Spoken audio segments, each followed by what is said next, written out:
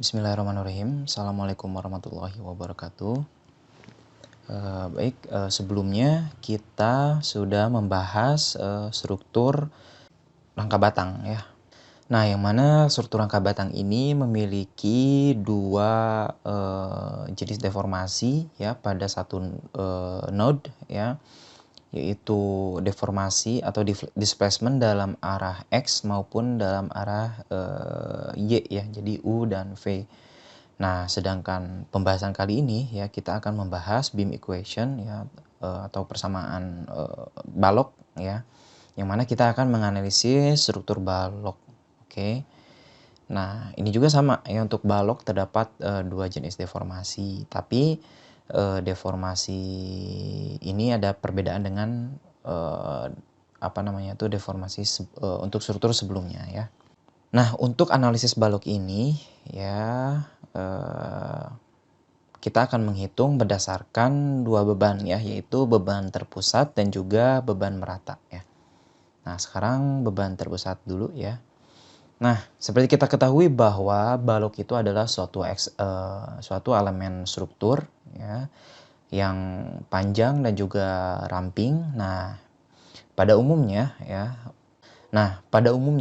balok ini diperuntukkan untuk beban transversal ya, gaya transversal atau gaya yang tegak lurus terhadap sumbu bahannya ya, terhadap sumbu elemen strukturnya. Nah, beban transversal ini ya akan mengakibatkan momen ya. Jadi deformasi yang ada pada struktur balok ya, itu displacement dalam arah Y, karena kan beban transversal itu dia dalam sumbu Y ya, dalam arah Y, sehingga deformasinya juga atau displacementnya juga dalam arah Y ya, atau V. Nah, sedangkan momennya itu akan menyebabkan rotasi ya, atau perputaran sudut ya di setiap node-nya ya. Tetapi untuk tumpuan jepit itu dia tidak ada rotasi ya, karena jepit bisa menahan momen ya. Oke. Nah, terkait matriks kekakuannya ya, itu seperti ini ya.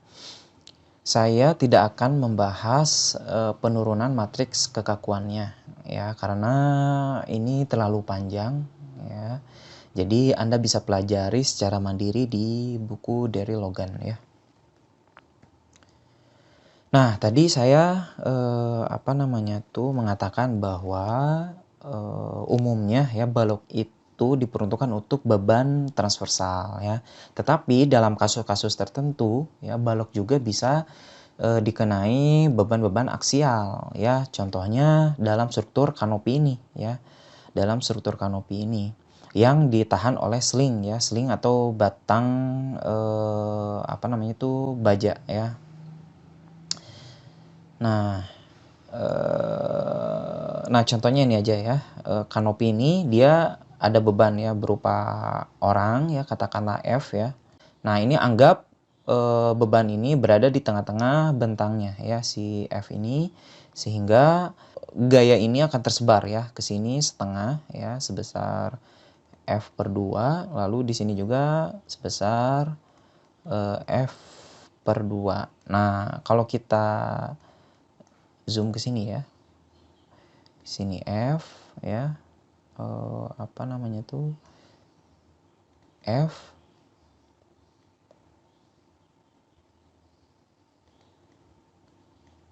Nah, ini katakanlah Fs ya. Jadi ini adalah gaya yang diterima oleh sling ini ya. Nah, F ini itu sama dengan Fs sin, ini katakanlah ini alfa ya. Sin alfa ya, sehingga untuk mencari Fs itu sama dengan F per sin alfa ya. Nah, ini. Nah, sedangkan untuk ininya ya, untuk ini katakanlah Fx ya, itu sama dengan Fs cos alfa ya. Nah, Fx ini adalah gaya aksial pada struktur kanopi ini ya, batang yang ini ya, balok ya. Jadi pada balok ini terdapat gaya aksial sebesar Fx ya. Kalau misalnya jenis strukturnya seperti ini ya. Nah, walaupun di beberapa kasus ya balok itu bisa dikenai beban aksial ya, tetapi ya tadi pada umumnya balok itu diperuntukkan untuk beban transversal ya, atau yang beban yang tegak lurus terhadap sumbu elemen strukturnya ya. Nah, ini langsung ke contoh aja ya.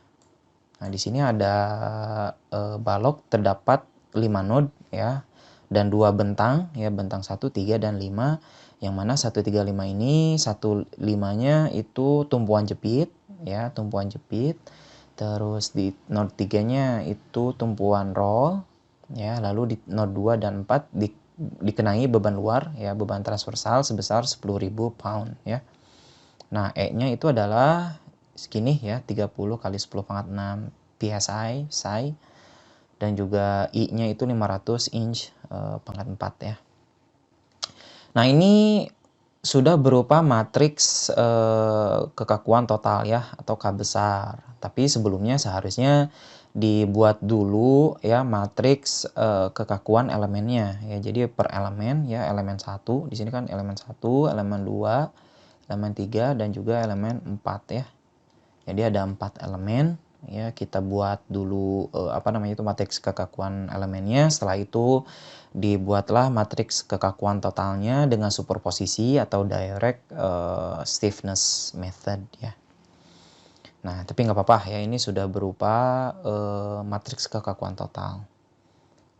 Nah, setelah itu terapkan boundary condition ya. Nah, ingat bahwa tumpuan di node 1 dan 5 ini adalah tumpuan jepit ya, sehingga displacement dalam arah Y ya. Displacement dalam arah Y jadi V ya, dan juga rotasi ya itu 0 ya, V-nya. Jadi V-nya 0 dan V-nya juga 0 ya. V1 dan V1 itu 0. Nah, begitu juga dengan node 5 ya, V dan V-nya itu 0. Nah, untuk di node 3 yaitu tumpuan roll ya, dia tidak bisa menahan momen ya, sehingga dia untuk displacement dalam arah Y-nya dia 0 ya. Tetapi untuk rotasinya dia belum tentu 0 ya. Belum tentu 0. Oke, jadi pertama kita eliminasi ini ya. V1, V1 ya, terus V3 ya. Lalu V5 dan V5 ya. Ini kita seleksi ya, eliminasi dulu untuk sementara ya. Jadi kita fokus ke persamaan ini ya. Nah, jadilah seperti ini ya. Jadi yang tersisa adalah V2, terus V3 ya, V4 dan V4. Ya, sehingga ini menjadi F2 ya, terus ini M2, ini M3 ya, terus ini F4 dan ini M4 ya. M4. Oke. Nah, F2-nya itu sebesar 10.000. Nah, berhubung arahnya ke bawah ya, jadi minus. Oke, dan juga di node 4 ya, itu minus. Nah, untuk momennya untuk di node 2 dan 3 itu 0 karena tidak ada gaya luar berupa momen ya. Begitu juga dengan di titik 4 ya, tidak ada momen, sehingga momen luarnya itu 0 ya. Nah, setelah itu dicari ya ini ya, dengan menginverskan matriks K-nya ya, maka didapatlah displacement-nya atau deformasinya ya. Setelah itu baru kita cari gaya-gaya luarnya ya. Gaya luarnya dengan mengalihkan ini ya, matriks K total terhadap displacement yang sudah kita cari tadi ya, beserta boundary condition-nya ya. Nah, setelah itu kita mencari, gaya dalam ya, gaya dalam dengan, menghitung, apa namanya tuh, matriks, kekakuan elemen ya. Nah, ini seperti ini ya.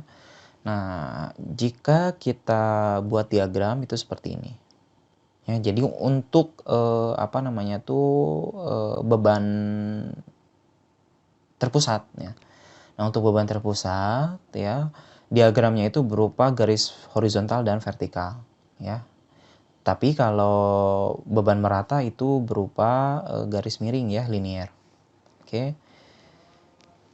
Nah, ini bisa kita cek ya bahwa di F1Y ya, ini adalah, gaya geser ya. Gaya geser. Jadi di sini berupa diagram gaya geser dan juga, apa namanya tuh, momen ya. Jadi gaya transversal itu bisa juga disebut dengan gaya geser ya. Oh iya, mumpung ingat, saya ada satu lagi terkait, balok. Nah, ini kan tadi saya menjelaskan bahwa balok itu adalah elemen struktur yang panjang dan ramping, tetapi ada juga balok-balok, tertentu yang mana berupa balok pendek ya. Contohnya itu, apa namanya tuh, balok korbel ya. Jadi di sini ada kolom ya, kolom. Terus di sini ada balok korbel ya. Biasanya ini balok untuk struktur kren ya. Nah, di sini rodanya ya, rodanya. Nah, ini. Nah, di sini juga itu berupa, balok korbel ya. Di sini rodanya. Nah, di sini krennya ya, untuk mengangkat, beban-beban apa, objek-objek yang berat ya. Nah, jadi ini bisa ke bawah, ke atas, dan ini juga bisa maju mundur ya. Oke, seperti itu. Nah, contohnya itu seperti ini ya. Nah, ini bisa kita lihat, terkait, balok korbelnya seperti ini ya. Nah, oke, kita lanjutkan yang ini. Nah, ini gaya geser di titik 1, dia di node 1, ini gaya geser di node 2. Ya, ini di node 2, ini di, node, 3 ya. Oke, nah ini ya. Jadi, apa namanya tuh, di node 1 itu 5.000 ya. 5.000 di sini ya. Terus, di node 2 itu minus, 5.000 ya. Berarti di bawah ini minus ya. Minus di bawah. Nah, setelah itu di node 3, itu 5.000 lagi ya di sini. Oke.